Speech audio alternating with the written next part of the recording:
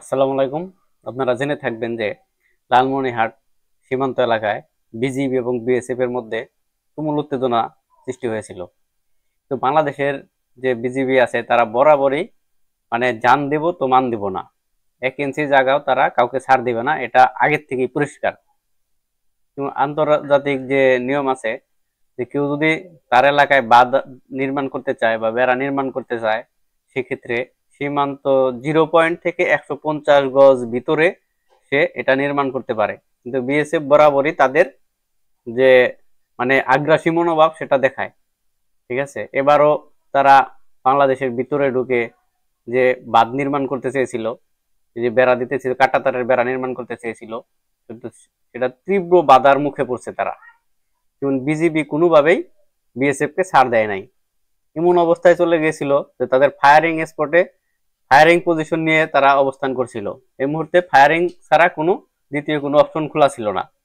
যাই হোক, এক পর্যায়ে বিজিবি বুঝতে পারছে যে এ জায়গায় আর কোনো মানে অপশন নাই তাদের থেকে করা নেই, তাদেরকে তাড়ানোর। তখন বিজিবি কি করছে, বিএসএফ ওই মুহূর্তে সে সেই জায়গা থেকে আস্তে আস্তে পরে পিছিয়ে গেছে আর কি, পিছিয়ে গেছে এবং কিছুক্ষণ পরে তাদের মালামাল নিয়ে গেছে সেই জায়গা থেকে। কিন্তু বরাবরই বাংলাদেশের বিজিবি, বাংলাদেশের সেনাবাহিনী তারা কোনোভাবেই দেশের 1 ইঞ্চি জায়গাও ছাড় দেবে না, এটাও পরিষ্কার, আগের থেকেই পরিষ্কার। বিএসএফ কি করতেছে, বরাবরই তারা পায়ে পাড়া দিয়ে ঝগড়া করার জন্য উস্কাইতেছে বাংলাদেশকে। ঠিক আছে, কিন্তু তারা জানে না যে এদের একটা লোক থাকা অবস্থায় তারা কেউ আত্মসমর্থন করবে না বা পিছু হটবে না, এটা তাদের আগে থেকে জানা উচিত। ঠিক আছে, তো দেখতে থাকেন আজকের ভিডিওতে এটা কিভাবে বিজিবির কাছে কিভাবে বিএসএফ মাথা নত করে বলায়। বাংলাদেশের ভারতীয় সীমান্তবর্তী জেলা লালমনিরহাটের পাটগ্রাম উপজেলার দহগ্রাম ইউনিয়নে নো ম্যানস ল্যান্ডে ভারতীয় সীমান্তরক্ষী বাহিনী বিএসএফ কাঁটাতারের বেড়া ও লাইট পোস্ট নির্মাণ করতে গেলে তাতে বাধা দেয় বর্ডার গার্ড বাংলাদেশ বিজিবি। পরে তীব্র বাধার মুখে পড়ে কাজ বন্ধ করতে বাধ্য হন বিএসএফ। বুধবার সন্ধ্যায় রংপুর ৫১ বিজিবি ব্যাটালিয়নের এক প্রেস বিজ্ঞপ্তিতে এ তথ্য জানানো হয়। স্বাস্থ্যকর অল টাইম ফ্যামিলি কেক, সব সময় all time healthy life. BGB জানায় ভারত বাংলাদেশ সীমান্তের প্রধান ডিএএমপি পিলার ৮ নম্বরের ৫১ নম্বর সাব পিলার দহগ্রাম সরকারপাড়া এলাকায় শূন্যরেখায় সীমান্ত আইন লঙ্ঘন করে কাঁটাতারের বেড়া নির্মাণ করা হচ্ছিল।